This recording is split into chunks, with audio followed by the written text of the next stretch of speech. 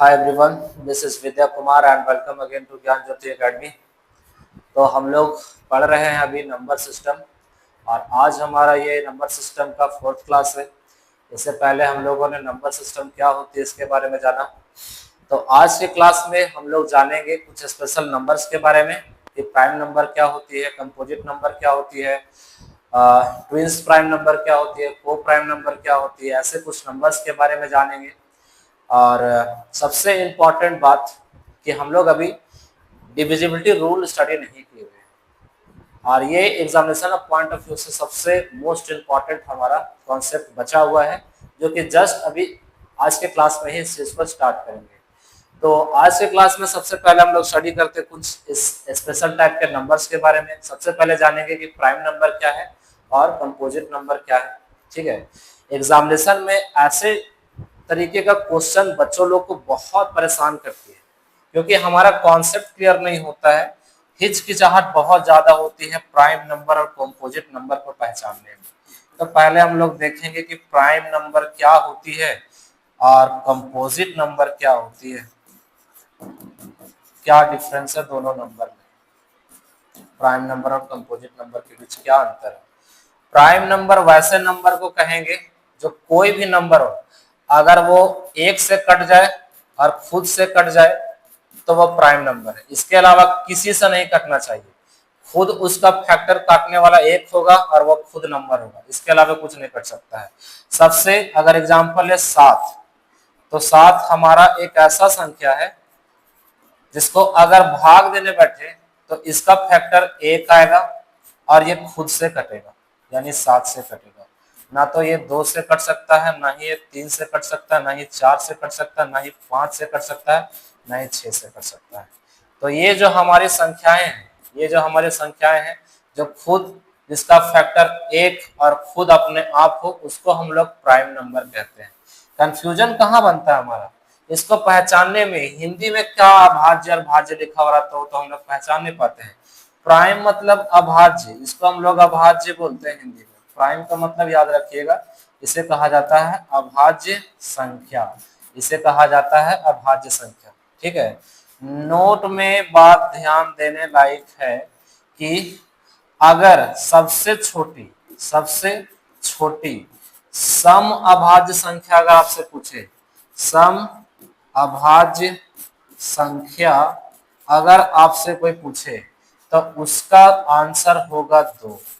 2 एक सम संख्या है, सम संख्या होने के साथ साथ ये एक अभाज्य संख्या भी है, अभाज्य संख्या भी है। क्योंकि अगर 2 का फैक्टर निकाले तो एक इसका खुद होगा और वो अपना नंबर इटसेल्फ। तो सबसे छोटी समअभाज्य संख्या में कौन आएगा, 2 आएगा। चलिए, तो आप समझ गए होंगे प्राइम नंबर किसे बोलते हैं, वैसा नंबर जो कि स्वयं और एक को छोड़ करके किसी से नहीं कटे, वैसा नंबर कहलाती है प्राइम नंबर। अब बात करते हैं कंपोजिट नंबर। कंपोजिट नंबर किसे बोलते हैं, तो कंपोजिट नंबर वैसे नंबर को कहेंगे जो एक और अपने आप को छोड़ करके किसी से भी कट जाए, कोई भी नंबर से, उसको हम लोग कहेंगे कंपोजिट नंबर। किसी से भी कट जाए, जैसे 12 है तो क्या बोले हैं कि जो एक से और अपने आप छोड़ करके किसी से कट जाए, 2 से कट जाएगी 12 कट जाएगी, 3 से कट जाएगी, 4 से कट जाएगी, 6 से कट जाएगी। तो यहाँ पर एक और अपने अलावे यानी कि खुद संख्या 12 के अलावे ये तो बहुत सारे नंबर से कट जा रही है, तो ऐसे संख्या को बोलेंगे कंपोजिट नंबर। हिंदी में कहे तो इसे भाज्य संख्या कहा जाता है, भाज्य संख्या कहा जाता है। आपसे अगर क्वेश्चन पूछा जाएगा कि बताइए सबसे छोटी भाज्य संख्या कौन है, सबसे छोटी भाज्य संख्या क्या है, भाज्य संख्या क्या है, तो आप आंसर देंगे 4। क्यों 4 देंगे, सबसे छोटी भाज्य संख्या 4 कैसे है। 4 को अगर हम लोग डिवाइड देने बैठे तो क्या बोले कि एक और अपने आप को छोड़ करके बाकी जिससे कट जाए, तो 2 से तो कट जाएंगे ना, तो यहाँ पे ये जो 2 से कट जाएगी, 4 हमारे सबसे छोटे संख्या हो गए। 3 क्यों नहीं हो सकती है, क्योंकि 3 का फैक्टर एक और खुद वो अपना नंबर होगा और कोई नहीं होगा। तो आप लोगों को आई होप समझ में आया होगा कि अभाज्य संख्या भाज्य संख्या किसको बोलते हैं, यहाँ तक आप लोगों का क्लियर हुआ होगा। चलिए अब आगे बढ़ते हैं। हम लोग अब जानेंगे को प्राइम नंबर। को प्राइम नंबर, को प्राइम नंबर किसको बोलते हैं, यानी सह अभाज्य संख्या किसे बोला जाता है। सह अभाज्य संख्या क्या होती है, को प्राइम नंबर यानी सह अभाज्य संख्या क्या होती है। सह अभाज्य संख्या जिसमें दो संख्याएं लेते हैं, जैसे 7 है 11 है, ये दोनों संख्याओं को अगर हम लोग फैक्टर निकालें तो 7 का फैक्टर निकलेगा 1 गुना 7, 11 का अगर फैक्टर निकालें तो इसका फैक्टर निकलेगा 1 गुना 11। तो यहाँ पे सह अभाज्य संख्या का मतलब होता है कि अगर दो नंबर के बीच, अगर दो नंबर के बीच का उभयनिष्ठ यानी कॉमन बात करें तो कॉमन अगर 1 होगा तो वैसी संख्या कहलाती है को प्राइम नंबर। जैसे 3 है और 5 है, इसके बीच कॉमन क्या आएगा, 1 होगा। 2 है और 3 है, इसके बीच का कॉमन क्या आएगा, तो 1 होगा। 5 है और 9 है, इसके बीच का कॉमन क्या होगा, तो 1 होगा। तो बात समझ में आया होगा आप लोगों को कि कॉमन प्राइम नंबर किसको, को प्राइम नंबर किसे बोला जाता है। बहुत बढ़िया। चलिए अब आगे बढ़ते हैं। आगे बढ़ेंगे, एक लास्ट हम देखेंगे twins prime number. Twins prime number, twins prime number क्या होती है, जिसे जुड़वा अभाज्य संख्या कहा जाता है। जुड़वा अभाज्य संख्या कहा जाता है, कहा जाता है। क्या होती है जुड़वा अभाज्य संख्या, वैसे संख्या जिसमें दो अंकों के बीच का अंतर अगर 2 होता है, जैसे 7 और 5 के बीच अगर अंतर पता करें तो कितना का अंतर है, 2 का अंतर है। 3 और 5 के बीच का अंतर पता करें, कितना का अंतर है, 2 का अंतर है। तो ऐसी संख्या क्या कहलाएगी, ट्विंस प्राइम नंबर कहलाएगी। क्या कहलाएगी, ट्विंस प्राइम नंबर कहलाती है। तो यही बेसिक सा हमारा नंबर है, जो कि बहुत ज्यादा कंफ्यूजन होता है एग्जामिनेशन में, बहुत ज्यादा इंपॉर्टेंट है ये, इससे बहुत सारे क्वेश्चन अराइज होते हैं। चलिए अब हम लोग बात करेंगे यहाँ पर सबसे इंपॉर्टेंट चीज का, जो कि नंबर सिस्टम में हम लोगों को बहुत जरूरी होता है पढ़ना, इसके बिना नंबर सिस्टम अधूरा है। वो है हमारा divisibility rule. Divisibility rule, rule divisibility rule का बात करते हैं, यानी इसको और भाषा में अगर कहा जाए, test of divisibility, sorry test of divisibility, test of divisibility.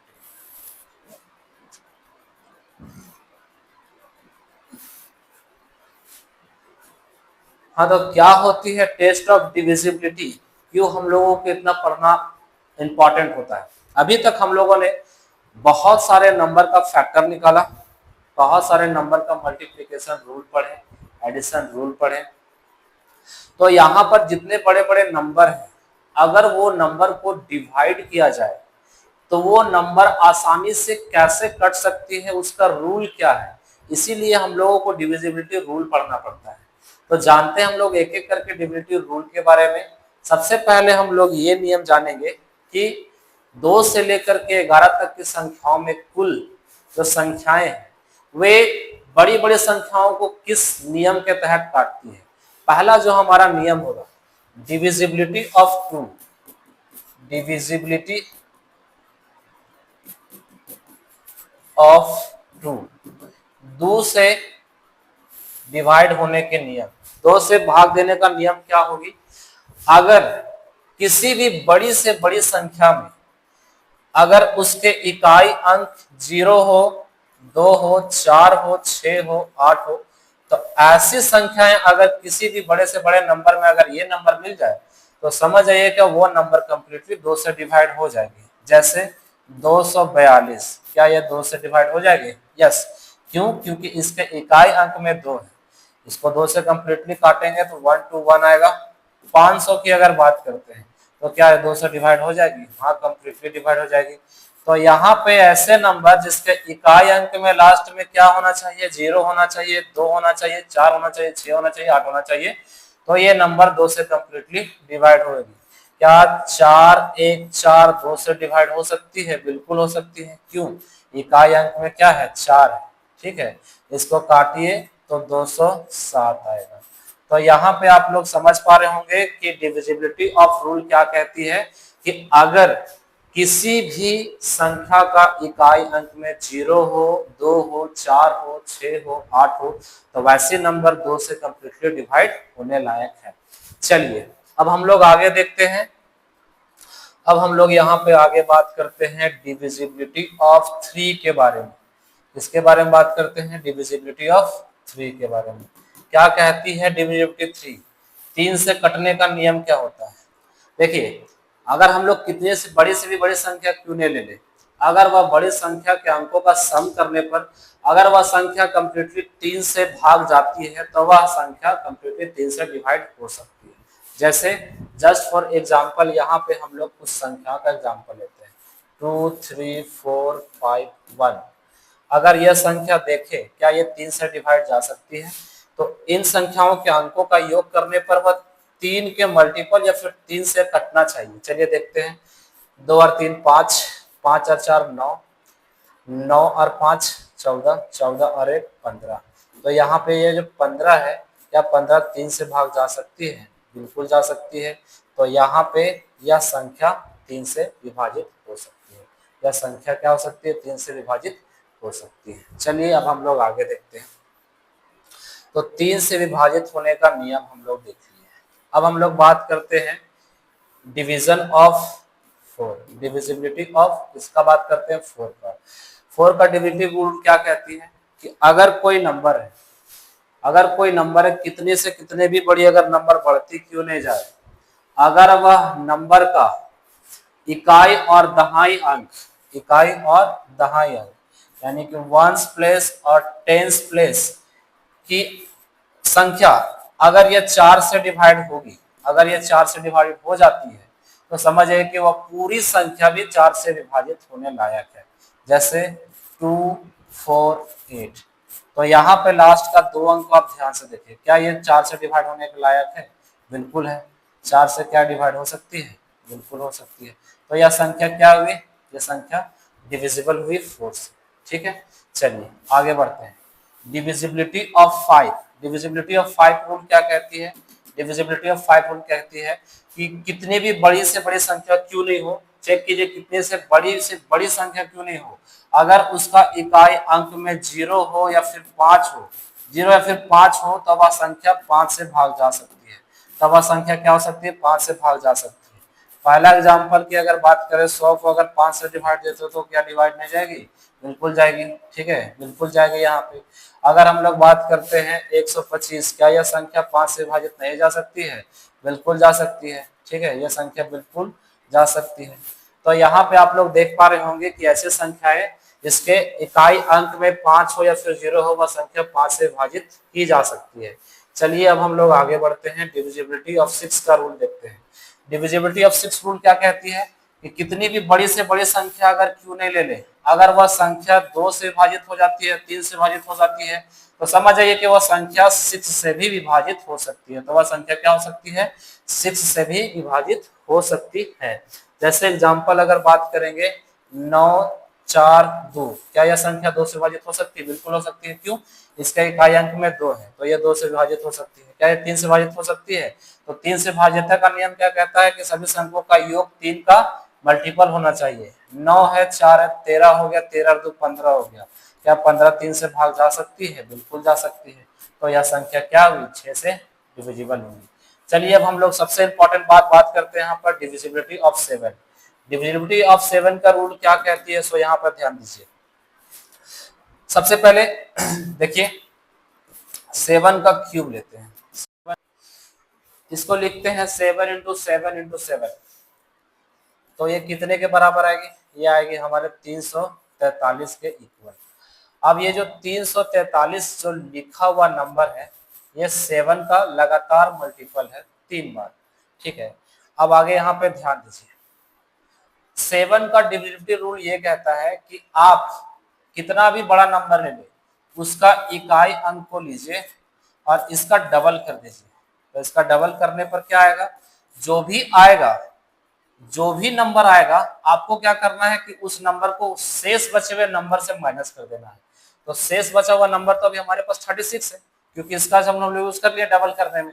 अब जो डबल करने पर जो नंबर आया है इसको आपको माइनस करना है इस नंबर से। चलिए माइनस कर देते हैं। तो माइनस करने पर क्या आएगा, 28 आएगा। तो जो यहाँ पर 28 आया हुआ है ये देखना है, अगर 7 का मल्टीपल हुआ तो समझिए कि पूरा कंप्लीटली 7 से डिवाइड हो सकता है। एक और एग्जांपल इसका लेते हैं, जैसे ले एग्जांपल में 133, क्या यह 7 का डिविजिबल है या फिर नहीं है, बताइए। चलिए देखते हैं। लास्ट का इकाई अंक का डबल करना है, यानी कि डबल करने पर आएगा 6। शेष अंक से घटाएंगे उस नंबर को, तो शेष अंक है 13, 6 घटाइए तो क्या बचा 7। क्या यह 7 का मल्टीपल है, कट सकता है, बिल्कुल कट सकता है। तो ये है हमारा डिविजिबिलिटी रूल, इसका 7 का। चलिए आगे हम लोग बात करते हैं। अब हम लोग बात करते हैं डिविजिबिलिटी ऑफ 8 का। क्या कहती है divisibility of 8? Divisibility of 8 rule ये कहती है कि किसी भी संख्या का लास्ट से 3 अंक अगर वो 8 से विभाजित होती है, वंस का, टेंस का, 100 का, ये तीनों अंक अगर 8 से भाग जाएगी तो पूरी संख्या 8 से डिवाइड हो सकती है। जैसे एग्जांपल में यहाँ पे लेते हैं 20512, क्या यह 8 से विभाजित हो सकती है? चलिए देखते हैं।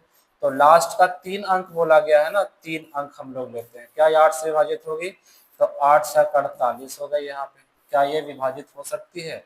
देखते हैं, चलिए विभाजित होती है कि नहीं होती है। तो यहाँ पे ये तो कम्प्लीटली 8 से विभाजित हो सकती है। 8 से 32 हो गया यहाँ पे, तो क्या ये विभाजित हुई? कम्प्लीटली हो गई। चलिए, तो ये हो गया हमारा 8 का नियम। 9 का नियम क्या कहलाता है? Divisibility of 9। Divisibility of 9। Divisibility of 9 क्या है? कितनी भी बड़ी संख्या अगर हम ले लें, अगर वह संख्या के अंकों का योग करने पर, अगर उस संख्या के अंकों का योग करने पर अगर वह 9 के मल्टीपल आ रहा है या फिर 9 से डिवाइड हो जा रहा है, तो वह संख्या 9 से डिवाइड हो सकती है। तो वह संख्या क्या हो सकती है? 9 से डिवाइड हो सकती है। जैसे एग्जांपल यहाँ पर लेते हैं, बात कीजिए 243। क्या यह संख्या डिवाइड होने लायक है 9 से? चलिए देखते हैं। 6, 6 और 3 9, ये डिवाइड हो सकती है कम्प्लीटली 9 से, क्योंकि इसका एक मल्टीपल है 9। चलिए आगे बात करते हैं दूसरा एग्जांपल। दूसरा एग्जांपल अगर बात करेंगे तो यहाँ पर हमारा एग्जांपल है 3 4 3 8। क्या यह 9 का डिविजिबल है ये नंबर? देखते हैं। 3 और 4 7, 7 और 3 10, 10 और 8 18। तो 18 क्या 9 का डिविजिबल है, मल्टीपल है? बिल्कुल है। तो यहाँ पर ये संख्या 2 से कट सकती है। ठीक है, 2 बार में कट सकती है 9 से। तो यहाँ पे हम लोग देख चुके हैं